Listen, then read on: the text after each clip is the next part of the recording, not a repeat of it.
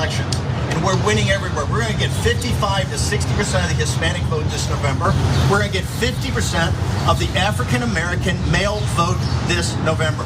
We're going to have a blowout win. We're going to win 80 to 100 seat pickup in the House of Representatives. We're going to win the Senate. We're going to win school boards. We're going to win.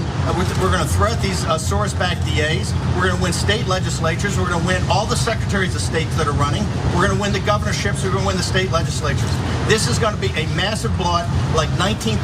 You're witnessing right now a political realignment like 1932, and we will govern for 100 years after we win 100 seats. You saw it last night. Do you want to govern as a one-party kind of total government? Do you want to destroy the Democratic Party? I believe that we will destroy the Democratic Party as a national political institution.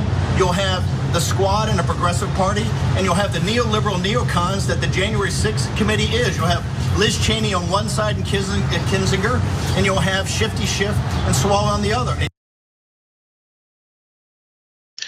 Is it just me, or did Steve Bannon pull a bit of a Howard Dean impression there? We're gonna win in Texas, we're gonna live in Oklahoma, we're gonna win in Florida, and then we're gonna win for 100 years with 50% and 49.7% of the black vote. I don't know what he's talking about, but maybe he can flesh this out a little bit further. Because by the way, he's in front of a courthouse. That's Steve Bannon leaving a courthouse.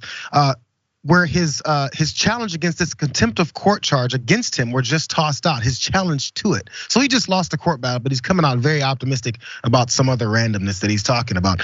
That randomness is not the first time he's mentioned it, so apparently this is a bit of a belief system for him. Remember this. You look at the votes he picked up in LA County and the Bronx. The Hispanic community, Hispanic working class community understands unlimited immigration does not work for them. African American males are also another central part of our coalition. And you wait, we're gonna get 50% of that vote in 2022, 50%. And once we do that, we have a governing coalition that's right in front of us, right there in front of us, that can govern for 100 years. That's from Lauren Windsor to the Undercurrent, a friend of the show. What we didn't see, she wasn't able to get behind that podium, but he did have a scribbled note there that Donald Trump had told him to make sure he covers these things. But we did get access. So let's look at that image there from him at that podium.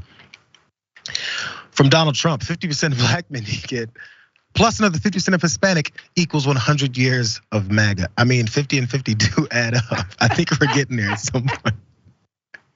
Anyway, one more part about this. He said it's gonna be like 1932. Let's throw it back even further. We're curious, is he referring to 1932? What happened in America then when a Democratic, Franklin Delano Roosevelt, was elected?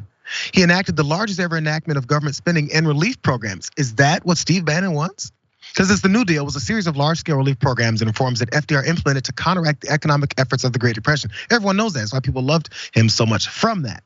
Couldn't have been that because who cares? You know, Steve Bannon doesn't think about that. Maybe it was this whole thing that happened in 1932. Oh, I think it might have been that thing. He's gonna have to clear this up at his next loss in front of a courthouse. What are your thoughts, Bridget? Yeah, I mean, I'm pretty skeptical of these 50% of the black male vote numbers. I'm really curious where he's getting that. I guess we'll see, but I'm very skeptical. And he just has this like very chaotic energy, you know? Like watching him talk, it is a bit Howard Dean. Like it's a little, I can't believe these used to be people that, you know, were running our country for a time, you know? Still are. Yeah. Absolutely, still are. The frantic nature of Steve Bannon is because you saw his hair, his disheveled clothing, and his seemingly lack of awareness of where he is and what just happened to him. But I guess that doesn't matter. Again, you don't have to pay attention to reality to go and spot off nonsense for your supporters. That's just the way these things are.